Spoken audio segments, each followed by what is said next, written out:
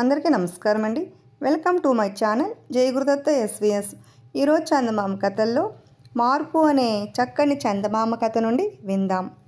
పట్టు వదలని విక్రమార్కుడు చెట్టు వద్దకు తిరిగి వెళ్ళి చెట్టుపై నుంచి శవాన్ని దించి భుజాన వేసుకుని ఎప్పటిలాగే మౌనంగా శ్మశానం కేసి నడవసాగాడు. అప్పుడు శవంలోని బేతాళుడు, రాజా, నీకున్న నిలకడ చాలా అసాధారణమైనది. సాధారణంగా అందరూ నాగపాలుడిలాగే కారణం ఉన్నా లేకపోయినా మారిపోతూ ఉంటారు. నీకు శ్రమ తెలియకుండా ఉండగలందుకు నాగపాలుడి కథ చెబుతాను విను అంటూ ఇలా చెప్పసాగాడు. చంద్రావర్తం అనే దేశంలో దేవశ్రేష్ఠి అనే వర్తకుడికి ఒక బండి శ్వేతవదనమనే మేలుజాతి గుర్రము ఉండేవి. ఆ గుర్రము పోషణ చూసుకుంటూ బండి తోలటానికి దేవశ్రేష్ఠి దగ్గర నాగపాలుడు అనే కుర్రవాడు ఉండేవాడు. గుర్రానికి నాగపాలుడికి ఒకే ప్రాణం అన్నట్టు ఉండటం గమనించి దేవశ్రేష్ఠి తాను చనిపోతూ ఆ గుర్రాన్ని బండిని నాగపాలుడికి ఇచ్చేశాడు. నాగపాలుడు ఆ గుర్రానికి ఏ లోటు లేకుండా చూసుకుంటూ బాడుగకు బండి తోలుకుంటూ జీవించసాగాడు. నాగపాలుడు పొరుగున బాడుగులకు బండి తోలి జీవించే తాత ఒకడు ఉండేవాడు. తాతకు సులోచన అనే మనవరాలు ఉండేది. నాగపాలుడు తాత ఇంటికి తరచుగా వెళ్ళి అక్కడ కాలక్షేపం చేస్తూ ఉండటం చేత అతనికి సులోచనకు మనసులు కలిశాయి. ఇద్దరికి పెళ్ళి కూడా దాదాపు ఖాయమైనది. శ్వేతవదనం ముసలిదైనది. నాగపాలుడు దాన్ని బండికి కట్టడం మానేసి తాను వెనక వేసుకున్న డబ్బుతో దాన్ని పోషించసాగాడు. అది గమనించి తాత, నేను ముసలివాణ్ణి అయ్యాను, ఊరికే ఉండటం దేనికి, నా బండి తోలుకో అన్నాడు. నాగపాలుడు ఎలాగూ ఇంటి అల్లుడు అవుతాడు కనుక అతని సంపాదన ఉమ్మడిగా వాడుకోవచ్చునని తాత ఉద్దేశం. నాగపాలుడు తాత గుర్రబండిని తోలటానికి ఒప్పుకున్నాడు. కానీ తన సంపాదనలో తన కూలి కింద 8వ వంతు ఉంచుకుని మిగిలిందంతా సులోచనకిస్తూ ఉండేవాడు. అదేమని ఆమె అడిగితే, మనసుకు హాయిగా ఉందని మనకు పెళ్ళి అయిందాక ఈ డబ్బు మీదే, పెళ్ళి అయినాక మనదే అనుకుందాం అన్నాడు. ఈ స్థితిలో నాగపాలుడు తన సంపాదన నుంచి చిల్లి గవ్వ మిగల్చలేకపోయాడు. ఏ రోజు బాడుగు కింద వచ్చే సంపాదన ఆ రోజు తన తిండికి శ్వేతవదనం దానాకు సరిపోతూ వచ్చింది. కొద్ది రోజుల తర్వాత పెళ్లి ప్రస్తావన వచ్చింది. పెళ్లి ఖర్చులకు నా దగ్గర డబ్బు లేదు. ఏనాడు డబ్బు చేరితే ఆనాడు పెళ్లి చేసుకుంటాను. అంతదాకా నేను చేయగలిగింది ఏదీ లేదు అన్నాడు నాగపాలుడు. సులోచనకు తొందరగా వివాహం ఆడాలని ఉన్నది. నీ గుర్రం భారం ఉన్నంతకాలము డబ్బు వెనకేయలేవు. ఆ బండిని ఆ గుర్రాన్ని అమ్మితే నష్టమేమీ లేదు. తోలటానికి మన బండి ఉన్నదే అన్నది. ముసలి గుర్రం ఖర్చు దండగే కదా. పట్నంలో ఏ కసాయివాడికి అమ్మినా తేలిగ్గా 50 రూపాయలు వస్తాయి అన్నదామె. మరనాడే నాగపాలుడు తన బండిని అమ్మేసి గుర్రాన్ని తీసుకుని దూరంగా ఉన్న గ్రామానికి వెళ్ళి బండి అమ్మగా వచ్చిన డబ్బుతో కొంచెం పొలం కొనుక్కుని వ్యవసాయం ప్రారంభించాడు. ముసలి గుర్రం చివరిదాకా అతని పోషణలోనే ఉండిపోయింది. నాగపాలుడు సులోచనను పెళ్లి చేసుకునే ఆలోచన పూర్తిగా మానేసి మరొక పిల్లను పెళ్లి చేసుకున్నాడు. బేతాళుడి కథ చెప్పి, రాజా, నాగపాలుడు సులోచనను ఎందుకు వదిలేశాడు? అతనికి సులోచన కన్నా ముసలి గుర్రం ఎక్కువనా? అతను చిన్నతనం నుంచి చేసిన బండి తోలే పని మానేసి ఎన్నడూ అలవాట్లేని వ్యవసాయం ఎందుకు చేపట్టాడు? ఈ అనుమానాలకు సమాధానం తెలిసి కూడా చెప్పకపోయావో నీ తల పగిలిపోతుంది అన్నాడు. దానికి విక్రమార్కుడు ఇలా అన్నాడు. నాగపాలుడికి సులోచనతో సంబంధం ఏర్పడకముందే 2 బంధాలు ఉన్నాయి. ఒకటి శ్వేతవదనంతో గల సంబంధం, రెండోది తనకు గుర్రాన్ని బండిని ఇచ్చిన యజమానితో కృతజ్ఞతాభావం. ఈ రెండింటినీ సులోచన అర్థం చేసుకోలేదు. ఆమె డబ్బు మనిషి. ఆమె దృష్టిలో ముసలి గుర్రాన్ని పోషించడం వృధా. బండి తోలే వృత్తికి తమ బండి గుర్రము ఉన్నాయి. కానీ నాగపాలుడు తన యజమానికి ఇచ్చిన మాట యజమాని ఇచ్చిన బండినే తోలగోరాడు. ఆ వృత్తి సాంతాన్న చేసుకోవాలంటే శ్వేతవదనాన్ని శ్రమ పెట్టడం అతనికి సాధ్యం కాదు. ఇంకో గుర్రాన్ని కొనలేడు. తనకు సులోచనకు ఉన్న వైఖరితో చాలా తేడాను గ్రహించాడు. ఆమెను వదిలేశాడు. పోతే జీవితం కొనసాగించడానికి అతను తన యజమాని ఇచ్చిన దాని మీదనే ఆధారపడదలుచుకుని బండి అమ్మేసి పొలం కొని యజమాని జ్ఞాపకార్థం వ్యవసాయం సాగించాడు. ఆ వృత్తిలో అతనికి ముసలి గుర్రాన్ని పోషించడం తేలిక. తన జీవితం సార్థకమయ్యే విధంగా నాగపాలుడు ప్రవర్తించాడు అన్నాడు. రాజుకి ఈ విధంగా మౌనభంగం కలగగానే బేతాళుడు శవంతో సహా మాయమై తిరిగి మళ్ళీ చెట్టెక్కేశాడు. ఇప్పుడు మంత్రగ్రంథం అనే మరో చక్కని చందమామ కథను విందాం. చందన దేశాన్ని విజయకేతుడనే రాజు చాలా కాలం పాలించి వృద్ధాప్య దశలో మరణించాడు. ఆయనకు సంతానం లేదు. సింహాసనం కోసం కొందరు ప్రయత్నించి దేశంలో అరాజకం కలిగించారు. ఆ స్థితిలో చాణక్యుడు అనే జ్ఞాని సహాయంతో సూర్యకాంతుడనే క్షత్రియుకుడు రాజయ్యాడు. ప్రజలు వేడుకలు చేసుకుని తమ సంతోషాన్ని వెలిబుచ్చారు. చాణక్యుడు సూర్యకాంతుణ్ణి చిరకాలం వృద్ధిలమని దీవించి, ప్రభు అన్నవాడు అధికారంలో ఉన్నాడు కదా అని తన ఇష్టం వచ్చినట్లు ప్రవర్తించకూడదు. నేను భగవంతుణ్ణి ప్రార్థించి పరిపాలనకు కావలసిన నియమాలు తెలుసుకుని నీకు చెబుతాను. వాటిని పాటిస్తూ ఆదర్శ ప్రభువు అనిపించుకో అని చెప్పి తన ఇంటికి వెళ్ళిపోయాడు. తరువాత చాణక్యుడు ఇంటి వద్ద కూర్చుని ఒక గ్రంథం రచించి దాన్ని తీసుకుపోయి సూర్యకాంతుడికి ఇచ్చాడు. ఇది మంత్రగ్రంథం. భగవంతుడు చెప్పగానే దీన్ని రాశాను. ఇందులోనివన్నీ భగవంతుడి వాక్యాలు. వాటిని ఎవరూ మార్చరాదు అని చాణక్యుడు రాజుతో అన్నాడు. సూర్యకాంతుడు ఆ గ్రంథాన్ని కళ్ళకరుదుకుని అందులోని విషయాలన్నీ చదివి ఒక్కొక్కటి అర్థం చేసుకుని అర్థం కాని విషయాలను చాణక్యుడి ద్వారా తెలుసుకుంటూ ఆ గ్రంథంలో ఉన్న ప్రకారమే పరిపాలన చేస్తూ ప్రజారంజకుడయ్యాడు. సూర్యకాంతుడి కొడుకు చంద్రకాంతుడు. అతడు చిన్నతనం నుంచి అన్ని విద్యల్లోనూ అఖండ ప్రజ్ఞ కనబరుస్తూ వచ్చాడు. అతనుకున్న ఒకే ఒక పెద్ద వ్యసనం వేట. చంద్రకాంతుడు 18 ఏళ్ల వాడుగా ఉండగా సూర్యకాంతుడు మరణించాడు. చంద్రకాంతుడు రాజయ్యాడు. అప్పటికే చాణక్యుడు కూడా వృద్ధుడైపోవడం చేత ఆయన స్థానములో ఆయన కొడుకు శ్రీశుకుడు పనిచేస్తున్నాడు. చంద్రకాంతుడికి శ్రీశుకుడికి చాలా గాఢమైన మైత్రి. అయితే దానికి తలవని తలంపుకు ఒక పెద్ద పరీక్ష ఎదురైంది. అదేమిటంటే చంద్రకాంతుడు వేటకు వెళ్ళి ఒక పొదలో ఉన్న మనిషిని చూసి మృగం అనుకునే బాణంతో కొట్టి చంపాడు. మంత్రగ్రంథంలోని శిక్షాస్మృతి ప్రకారం శిక్ష అందరికీ ఒకటే. అందుచేత రాజును హత్యానేరానికి శ్రీశుకుడు విచారించవలసి ఉన్నది. మంత్రగ్రంథంలో చెప్పిన ప్రకారం చంద్రకాంతుడికి యావజ్జీవ కారాగార శిక్ష విధించడం తప్ప గత్యంతరం లేదు. కానీ తెలియక చేసిన పొరపాటుకు చంద్రకాంతుడికి అంత దారుణమైన శిక్ష ఇవ్వటం తప్పని శ్రీశుకుడి అంతరాత్మ చెబుతున్నది. పోనీ మంత్రగ్రంథాన్ని ఉల్లంఘించుదామంటే అందువల్ల చాలా గొడవ జరుగుతుంది. శ్రీశుకుడు తండ్రిని సలహా అడిగితే వేట తమకంలో కన్ను మిన్ను కానకుండగా ప్రవర్తించినందుకు చంద్రకాంతుడు శిక్ష అనుభవించవలసిందే అన్నాడు. శ్రీశుకుడు ఆవేశపడి, ఈ మంత్రగ్రంథం దేవుడే కదా చెప్పాడన్నారు. భగవంతుని ఎలా వశపరుచుకోవాలో నాకు చెప్పండి. ఆయన నుంచి చంద్రకాంతుని కాపాడే ఉపాయం తెలుసుకుంటాను అన్నాడు.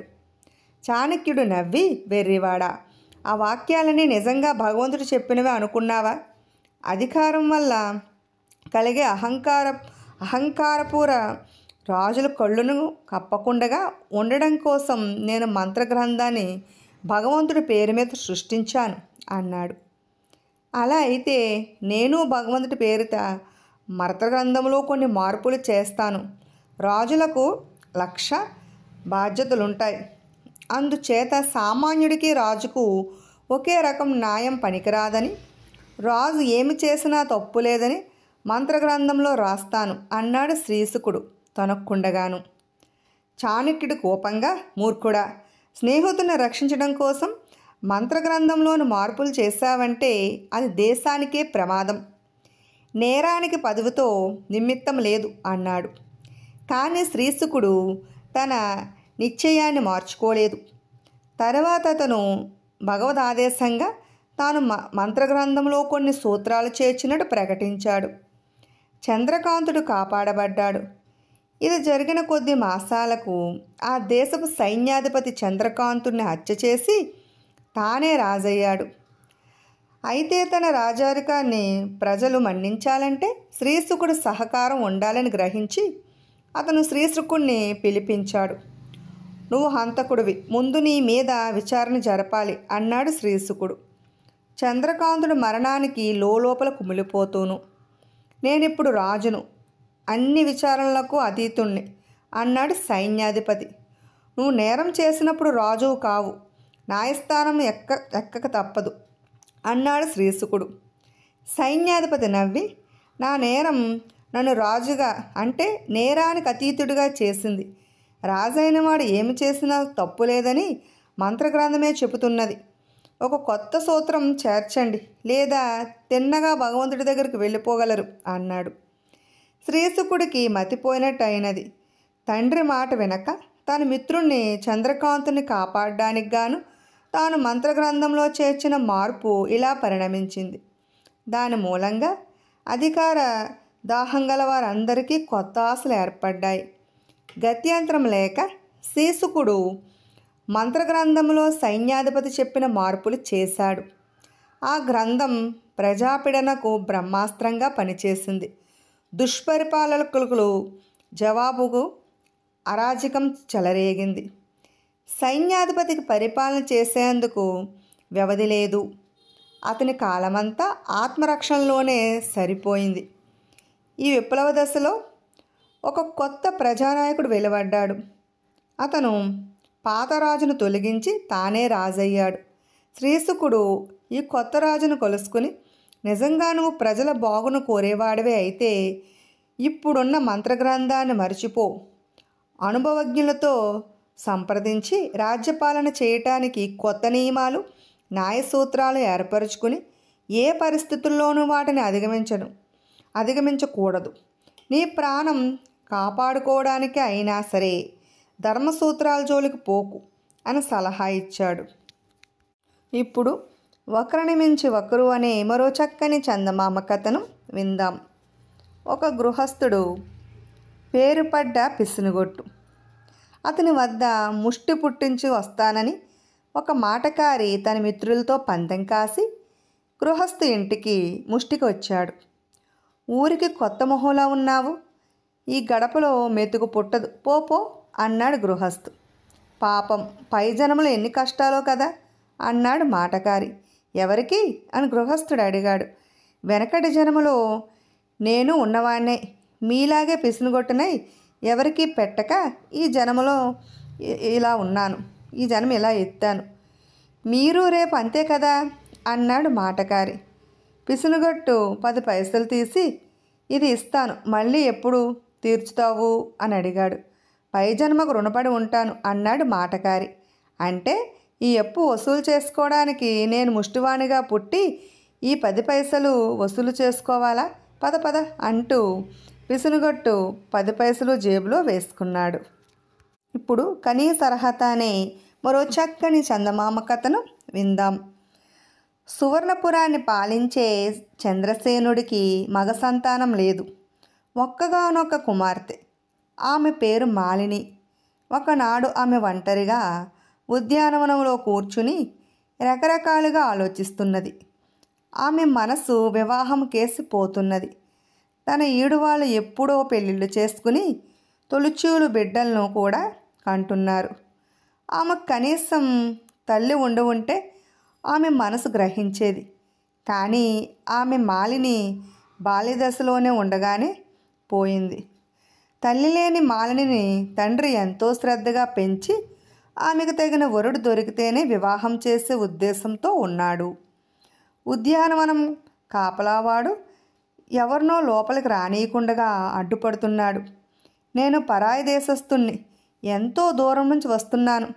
ఆ కనిపించే కొలంలో కాసిన నీళ్లు తాగేస్తేనే నా దారిని నేను పోతాను అంటున్నాడు అవతల మనిషి. మాలిని చప్పట్లు చరిచి కాపలావాడిని పిలిచి, పరదేశీల పట్ల మనం ఆదరణ చూపవలసింది పోయి ఆ మనిషిని నీళ్ళైనా తాగనీయమేం అన్నది. కాపలావాడు వెళ్ళి ఆ మనిషిని లోపలికి రానిచ్చాడు. ఆ మనిషిని చూసి మాలిని విస్మయం చెందింది. అతను 25 ఏళ్ల యువకుడు. దూర ప్రయాణం చేసి మట్టు కొట్టుకుని మామూలు బట్టలే ధరించి ఉన్నా అతను ఆమె ఊహించలేనంత అందంగా ఉన్నాడు. మనుషుల్లో అంత అందగాళ్ళు ఉంటారని ఆమె ఎన్నడూ అనుకోలేదు. ఆమె అతన్ని చూస్తూనే అతనికి తోట పని వాళ్ళ చేత కొబ్బరి నీళ్ళు ఇప్పించి అతన్ని సంభాషణలోనికి దించింది. అతనిది పొరుగు దేశమే. అక్కడ కావటం వస్తే బతుకు తెరువు కోసం ఈ రాజ్యం వచ్చాడు. అతని పేరు గణపతి. చీకటి పడే వేళకు మాలిని వెళ్ళిపోవడానికి లేస్తూ, రేపు సాయంకాలం కూడా ఇక్కడికి తప్పకుండా రా అని చెప్పి అతను ఎప్పుడు వచ్చినా లోపలికి రానియమని కాపలా వాళ్ళకి చెప్పి పల్లకి ఎక్కి వెళ్ళిపోయింది. 2-3 రోజులుగా మాలిని సాయంకాలం వేళ ఉద్యానవనంలో ఎవరినో కొలుస్తున్నదని రాజుకు తెలిసింది. వెంటనే ఆయన మాలినిని పిలిపించి, అమ్మా, అన్ని విధాలా నీకు తగిన వాడిని చూసి నీకు వివాహం చేద్దామని ప్రయత్నిస్తున్నాను. నువ్వు రోజు ఉద్యానవనంలో ఎవరో పరుపు రమ్మని కలుసుకుని అతని పట్ల స్నేహంగా ఉంటున్నట్టు విన్నాను. అతని వివాహం చేసుకునే అభిప్రాయం నీకు ఉన్నట్టుందే. అతను నా దగ్గరికి తీసుకురా. అతను నీకు అర్హుడో కాదో నేను చూస్తాను అన్నాడు. మరునాడు మాలిని గణపతిని కొలుసుకోగానే, మా నాన్న నీ అర్హత పరీక్షిస్తాడట. నీకు నిజంగా నా మీద ప్రేమ ఉంటే నువ్వు జాగ్రత్తగా పరీక్షలో నెగ్గాలి. లేని పక్షంలో నీ దారి నీదే అని చెప్పి అతని రాజు వద్దకు తెచ్చింది. రాజు గణపతిని యుద్ధ విద్యల గురించి, యుద్ధ వ్యూహాలన్నీ గురించి, రాజనీతి గురించి ప్రశ్నలు వేశాడు. గణపతి ఒక్క ప్రశ్నకు సమాధానం చెప్పలేకపోయాడు. రాజు అసంతృప్తి చెంది అతన్ని పంపించి వేశాడు. తరువాత ఆయన మాలినితో, ఈ గణపతి నీకు భర్తగా బొత్తిగా తగడమ్మా. రాజు కొండదగిన లక్షణాలు మొచ్చుకొక్కటైనా అతనిలో లేదు. అతన్ని పంపేస్తాను అన్నాడు. మాలిని హతాశురాలై, మీరు చాలా తొందరపడ్డారు నాన్న. అతను మామూలు మనిషి. ఒక్కసారిగా అతనిలో రాజలక్షణాలన్నీ ఎలా వస్తాయి? మీరు అతన్ని రాజరికానికి సంబంధించిన ప్రశ్నలే వేయటం చాలా అన్యాయం అన్నది ఆవేశంగా. ఆ రాత్రి అంతా ఆమె చాలా దుఃఖించింది. మర్నాడంతా ఆమె మనసులో లేదు. మామూలు ప్రకారం ఆమెకు ఉద్యానవనానికి వెళ్ళాలనిపించలేదు.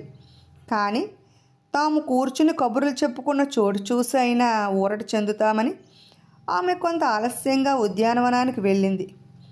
ఆమె వెళ్ళేసరికి గణపతి ఉద్యానవనంలో ఆమె కోసం ఎదురు చూస్తున్నాడు. ఆమెను చూడగానే అతను లేచి ఎదురు వచ్చి, మీ నాన్న నన్ను అడిగిన ప్రశ్నలన్నీ పిచ్చ ప్రశ్నలే. రాజకీయాలు నాకు ఎలా తెలుస్తాయి? ఇక నువ్వు తెగించి నీ నిర్ణయం మీ నాన్నకు చెప్పే వరకు మనం ఇలా రహస్యంగా కొలుసుకోక తప్పదు అన్నాడు. మాలినికి అతని మీద ఒక్కసారిగా అసహ్యం పుట్టుకొచ్చింది. ఆమె ఇలా అన్నది, ఇక మన వివాహం అన్నది కలలో మాట. నీకు రాజకీయమైన అర్హతలు లేనందుకు తప్పు పట్టను. పరీక్షలో నగ్గకపోతే నీ దారి నీదేనని ముందే చెప్పాను. పరీక్షలో నువ్వు నగ్గలేదు. నిజంగా నీకు ఆత్మాభిమానం ఉంటే మళ్ళీ నాకు నీ ముఖం చూపించి ఉండవు. చూపించిన పెళ్లి ప్రసక్తి తెచ్చి ఉండవు. ప్రతి మగాడికి ఉండవలసిన పౌరుషం అనే కనీస అర్హత కూడా నీకు లేకపోయింది. పైపెచ్చు నేను నీ కోసం నా తండ్రిని ఉంచిస్తానని కూడా అనుకోగలిగావు. ఇక నీ దారి నువ్వు చూసుకో. ఆమె కాపలా వాళ్లతో అతన్ని ఎన్నడూ ఉద్యానవనంలోనికి అడుగు పెట్టనీయవద్దని చెప్పి అంతఃపురానికి తిరిగి వెళ్ళిపోయింది. ఇప్పుడు మంత్రాల పోతయ్య అనే మరో చక్కని చందమామ కథను విందాం. ఒక ఊళ్ళో పోతయ్య అనే భూతవైద్యుడు ఉండేవాడు. ఊళ్ళో ఏ ఇంట ఎవరికి జబ్బు చేసినా అతను వాళ్ళని కలిసి, మీ మీద ఫలానా వాళ్ళు చేతబడి చేయించారు, దానికి విరుగుడు చేయకపోతే ప్రమాదమని చెప్పి వారిని భయపెట్టి అవసరమైతే దొంగ రుజువులు చూపేవాడు. అమాయకులైన గ్రామ ప్రజలు పోతయ్య మాటలు నమ్మి అతని చేత విరుగుడు చేయించి అతనికి డబ్బు, కోళ్ళు, గొర్రెలు కూడా ఇలా ఇచ్చుకునేవాళ్ళు. పోతయ్య మూలంగా గ్రామంలో మనుషుల మధ్య ఐక్యత పోయింది. ఒకరి మీద ఒకరికి అనుమానం పెరిగింది. ఊళ్ళో అందరికీ భూతవైద్యుడు పోతయ్య అంటే గౌరవము, భయము కూడా ఉండేవి. అయితే రామయ్య, కామయ్య అనే ఇద్దరు మిత్రులు పోతయ్య మాయలకు చాలా కాలం లొంగిపోలేదు. వాళ్ళు పక్క ఇళ్ళవాళ్ళు. రామయ్య లోకజ్ఞానం కలవాడు, కామయ్య కొంచెం అమాయకుడు. కానీ రామయ్య మీద అతనికి అమితమైన గురి. రామయ్య కూడా కామయ్యను తన తమ్ముళ్లాగా చూసుకుంటూ మోసపోకుండా కాపాడేవాడు. పోతయ్య చేసే మోసాలను గురించి రామయ్య కామయ్యతో చెప్పేవాడు. కానీ కామయ్యకు లోపల భూతవైద్యంలోనూ మారమ్మలు, మైసమ్మలు అంటేనూ నమ్మకం ఉండేది. కామయ్య తన మోసానికి గురి కాకుండా కాపాడుతున్నది రామయ్యేనని, ఆ ఇద్దరి మధ్య స్నేహం చెడగొడితే ఇద్దరూ తనకు లొంగి వస్తారని పోతయ్య అనుకున్నాడు.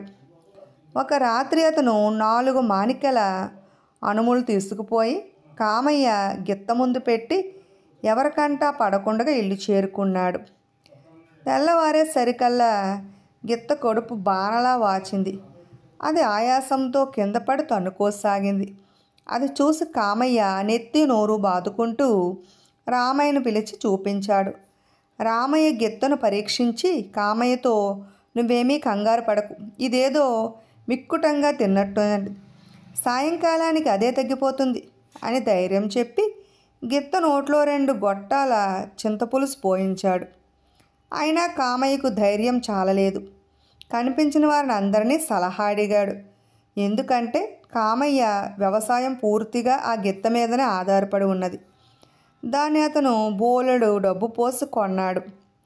పోతయ్య మనిషి ఒకడు కామయ్య ఇంటికి వచ్చి గిత్తను చూసి, ఏం కామయ్య, నిద్రపోతున్నావా? మందులకు నయం కావడానికి ఇది రోగం కాదు. నువ్వు వెంటనే పోతయ్యను కలవడం మంచిది. మొన్న వెంకటరామయ్య గారి గిత్త ఇలాగే పడిపోతే పోతయ్య క్షణంలో నయం చేశాడు అన్నాడు. కామయ్యకు పోతయ్య మీద మనసు పోయింది.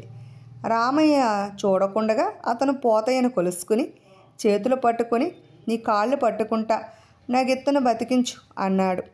పోతయ్య బెట్టి చేస్తూ, నా మీద గురిలేని వాడివి, నీకు నేను ఏం చెప్పినా వెగుటుగా ఉంటుంది అన్నాడు. బాబు బుద్ధి తక్కువైనది. ముందో నీ దగ్గరకు వచ్చి ముందేస్తే సరిపోతుందనుకున్నాను. నీ దగ్గరికి వచ్చుంటే నాకు ఇలా అయ్యేది కాదేమో. నా గిత్త ఈ పాటికి నెమరు వేస్తూ ఉండేది అన్నాడు కామయ్య. పోతయ్య ఆశ్చర్యం నటిస్తూ, ఏమిటి నీ గిత్త నెమరు వేయటం లేదా? ఏదో తతంగం చేశారన్నమాట. పద వాళ్ళంతా చూస్తాను అని సంచి సరంజాను తీసుకుని కామయ్య వెంట గిత్తను చూడటానికి వచ్చాడు. పోతయ్య గిత్తను పరీక్షించి దాని తోక కుచ్చు నుండి ఒక వెంట్రుకలాగి చేత పట్టుకుని ఏదో మంత్రం చదివాడు. చిత్రంగా పోతయ్య చేతిలోని వెంట్రుక గిరిగిరా మెలికలు తిరిగి ఉండ చుట్టుకుపోయింది. అది చూసి కామయ్య నిలువునా కంపించిపోయాడు. చూసావా కామయ్య, ఇంకొంచెం ఆలస్యం చేసి ఉంటే గిత్త నీకు దక్కేది కాదు. ఇంకా నయం, సమయం దాటిపోలేదు. సూర్యోదయం కాకముందే విరుగుడు చేస్తాను. ప్రస్తుతం ఈ ఉండలు దాని కడుపులో వెయ్యి, సాయంకాలానికి లేచి నిలబడుతుంది అంటూ పోతయ్య వెంట తెచ్చుకున్న సంచిలో నుంచి 2 ఉండలు తీసి కామయ్య చేతికిచ్చి రాత్రికి చేయవలసిన ఏర్పాట్లు కామయ్య చెవిలో రహస్యంగా చెప్పాడు. బాగా చీకటి పడి పోతయ్య కామయ్య ఇంటికి వచ్చాడు. తల అంతా విరబోసుకుని విభూది పెట్టుకుని ఇంటి తలుపులన్నీ మూయించి నట్టింట ముగ్గులు వేశాడు. తర్వాత తను ముగ్గు మీద దీపం ఉంచి నిమ్మకాయలు, గుమ్మడికాయలు కోస్తూ హ్రీం హ్రీం అని మంత్రాలు చదివాడు. ఆ తర్వాత అతను ముగ్గు మీద పద్మాసనం వేసుకుని కూర్చుని ఒక్క క్షణం కళ్ళు మూసుకున్నాడు. అంతా చూస్తున్న కామయ్యకు పోతయ్య అంటే సామాన్యుడేమీ కాదనిపించింది. ఇన్నాళ్ళు రామే మాటలు విని పోతయ్యను చిన్న చూపు చూసినందుకు పశ్చాత్తాపడ్డాడు. పోతయ్య చప్పున కళ్ళు తెరిచి, కామయ్య పొలుగు తీసుకుని నాతో రా అంటూ లేచి పెరట్లోకి దారితీసి ఇంటికి ఈశాన్యంగా ఒక చోట పరీక్షించి అక్కడ తవ్వమన్నాడు. కామయ్య తవ్వాడు. చిత్రం, 3 లోతున ఒక మట్టి గురికి బయటపడింది. అందులో కొన్ని గవ్వలు, వెంట్రుకల తాడు, ఒక చెక్క బొమ్మ, 3 ఎండిపోయిన నిమ్మకాయలు ఉన్నాయి. చూసావా కామయ్య, నీ గొడ్డు గోదా ఈ నిమ్మకాయల్లాగా ఎండిపోయావన్నమాట అన్నాడు పోతయ్య. కామయ్య రక్తం ఉడికిపోయింది. ఈ పని చేసింది ఎవరు అన్నాడు. ఎందుకులే కామయ్య, చెప్పినా నమ్మవు.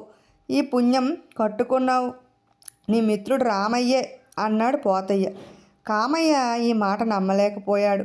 కానీ పోతయ్య చూపే రుజువులను బట్టి నిజమే కావచ్చు అనుకున్నాడు. ఎవరు చేయించినా ఇప్పుడు జరగవలసిన తతంగం చాలా ఉన్నది. దీనికి విరుగుడు చెయ్యాలి, బలివ్వాలి. అందుకు మామూలు పోతులు పనికిరావు. ముఖాన్న తెల్లమచ్చ ఉన్న నల్ల మేకపోతు కావాలి. దాన్ని నువ్వు సంపాదించకపోతే మనం చేసిందంతా బూడిదలో పోసిన పన్నీరే అన్నాడు పోతయ్య. ఉన్న పలంగా అలాంటి పోతును ఈ రాత్రి సమయంలో తెమ్మంటే ఎలా అన్నాడు కామయ్య నిరాశతో. పోతయ్య ఆలోచించినట్టు నటించి, రామయ్య అందులో అలాంటి పోతు చూసినట్టు గుర్తు అన్నాడు. అడిగితే 1,000 ప్రశ్నలు వేస్తాడు, ఇస్తాడని నమ్మకం కూడా లేదు అన్నాడు కామయ్య. ఆ పోతును రామయ్య అడిగితే ఇస్తాడా? ఎవ్వరూ ఏరు, నువ్వు దొంగతనం చేయాల్సిందే అన్నాడు పోతయ్య. దొంగతనం అనేసరికి కామయ్య కళ్ళు వెళ్ళబెట్టాడు. 2,000 ఖరీదు చేసే నీ గిత్తను చంపాలని చూశాడే రామయ్య. దాన్ని రక్షించుకోవడానికి రామయ్య తల నరికైనా పాపం లేదంటారు అన్నాడు పోతయ్య. కామయ్య గుండె రాయి చేసుకుని రామయ్య దొడ్లో ప్రవేశించి తెల్లమచ్చగల పోతును తెచ్చి పోతయ్య ముందు ఉంచాడు. పోతయ్య దాన్ని బలి చేశాడు. తెల్లవారుజామునే లేచి అరుగు మీద కూర్చున్న రామయ్యకు కామయ్య ఇంట్లో నుంచి వెళ్తున్న పోతయ్య మేకపోతు శవాన్ని మోసుకుపోతున్న అతని మనుషులు కనిపించారు. కామయ్య కూడా పోతయ్య బుట్టలో పడ్డాడనమాట.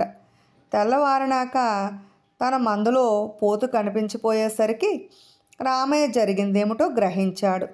పోతయ్య ఆట కట్టించకపోతే గ్రామంలో మనుషులు ఒకరినొకరు పీక్కు తినే పరిస్థితి రాక తప్పదని రామయ్యకు అర్థమైనది. వెంటనే రామయ్య కామయ్య ఇంటికి వెళ్ళి నెమర వేస్తున్న గిత్తను చూస్తూ, చూసావా కామయ్య, నీ గిత్తకు తగ్గిపోయింది. అంతా మైసమ్మ తల్లి దయ. నీ గిత్తకు తగ్గిపోతే నా తెల్లమచ్చ నల్లపోతును బలి ఇస్తానని మొక్కాను. కానీ మోసం జరిగిపోయింది. దాని రాత్రి ఎవరో దొంగిలించారు. మైసమ్మకు ఆగ్రహం వస్తే మందలో ఒక్క గొడ్డు మిగలదు అన్నాడు భయం నటిస్తూ. మైసమ్మ పేరు వినగానే కామయ్య గుండె జల్లుమన్నది. అతను వణుకుపోతూ రామయ్య చేతులు పట్టుకుని, రాత్రి నీ పోతును నేనే దొంగిలించాను, క్షమించు. మైసమ్మకు కోపం రాకుండా ఏదైనా మార్గం చూడు అంటూ జరిగిందంతా రామయ్యకు చెప్పేశాడు. రామయ్య నవ్వి, పిచ్చివాడా, నీ చేత నిజం చెప్పించడానికే అలా అన్నాను. మంత్రాలకు చింతకాయలు రాలవు. నీ గిత్తకు నయం కావడానికి పోతయ్య ఎంత మాత్రం కారణం కాదు. చూడు, నీ గిత్త వేసిన పేడలో ఏమున్నాయో అన్నాడు. కామయ్య పేడను పరీక్షించితే ఉబ్బిపోయిన అణువులు ఉన్నాయి. గిత్తకు అణువులు ఎవరు పెట్టారో కామయ్యకు అంతుపట్టలేదు. తమ ఇద్దరి మధ్య స్నేహం చెడగొట్టడానికి పోతయ్య పనిచేశాడని రామయ్య చెప్పాడు. కామయ్యకు ఒక్కసారిగా కనువిప్పు కలిగింది. చూస్తుండు, ఈ రాత్రికే ఈ పోతయ్య బతుకు బయటపెట్టి ఈ గ్రామానికి వాడి పీడ లేకుండా చేస్తాను. 4 మనుషులను సిద్ధంగా ఉంచు అన్నాడు రామయ్య.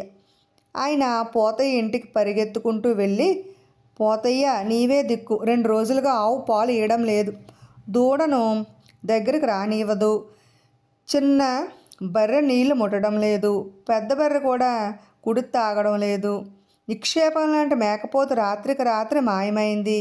ఇదంతా చూస్తుంటే నా ఇంటికి ఎవరో చేతబడి చేయించినట్టుంది. చావు బతుకుల్లో ఉన్న మా కామయ్య గిత్తను క్షణంలో బాగు చేశావని విని నీ దగ్గరికి పరిగెత్తుకుంటూ వచ్చాను. నా ఇంటికి ఒక్కసారి వచ్చి చూడు అని ప్రాధేయపడ్డాడు.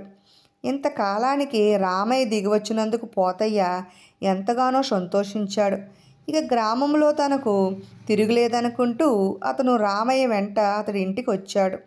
అంతా చూసి పోతయ్య రామయ్యతో, ఇది తప్పకుండా చేతబడి ప్రభావమే అనిపిస్తుంది, అది రుజువు చెయ్యాలి కదా, రేపు రాత్రికి అంతా తేలిపోతుంది, నువ్వు నిశ్చింతగా ఉండు అని ఇంటికి వెళ్ళిపోయాడు. ఆ రోజు అర్ధరాత్రి వేళ రామయ్య, కామయ్య నలుగురు మనుషులు రామయ్య పెరట్లో కాపు వేశారు. నల్లటి ముసుగుతో పోతయ్య గోడ దిగి వచ్చి పెరట్లో ఒక చోట కూర్చుని తవ్వసాగాడు. త్వరలోనే అతని చుట్టూ మనుషులు యమదూతల్లా నిలబడ్డారు.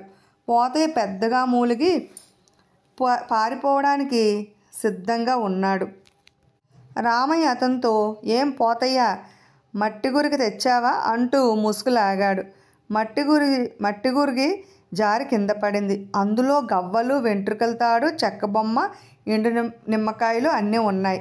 కామయ్య కోపం కొద్దీ పోతయ్య వీపులో పొడిచాడు. పోతయ్య రామయ్య కాళ్ళ మీద పడ్డాడు. రామయ్య పోతయ్యను కాళ్ళు చేతులు కట్టేసి మరునాడు గ్రామస్తులందరినీ పిలిపించి ఈ పోతయ్య నోటి మీదుగానే అతని దుర్మార్గం చెప్పించాడు. గ్రామస్తులు పోతయ్య పళ్ళు ఒడగొట్టి అంతటితో వదిలారు. ఆ తర్వాత పోతయ్య ఏనాడు భూతవైద్యం మాట తలపెట్టలేదు. విన్నారు కదండి. ఇటువంటి మరెన్నో చక్కని చందమామ కథలను వినాలంటే ఫస్ట్ మా ఛానల్ని సబ్స్క్రైబ్ చేసుకోండి. ప్రక్కనే ఉన్న బెల్ ఐకాన్ క్లిక్ చేయండి. మేము చేసిన వీడియోస్ నోటిఫికేషన్ కోసం బెల్ ఐకాన్ క్లిక్ చేయండి. లైక్ చేయండి, షేర్ చేయండి, అలాగే కామెంట్ కూడా చేయండి. Thanks for watching.